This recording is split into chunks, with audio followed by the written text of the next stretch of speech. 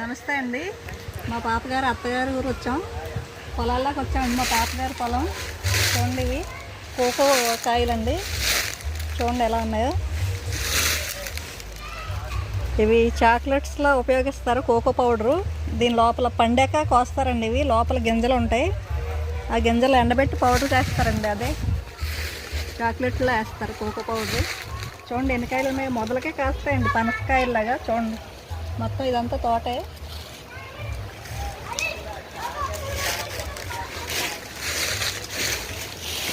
ఇదిగోండి అది చూసారా, కర్ర వచ్చింది. ఆ కలర్ వస్తే కోస్తారండి. అది అలా పండాక కోస్తారు.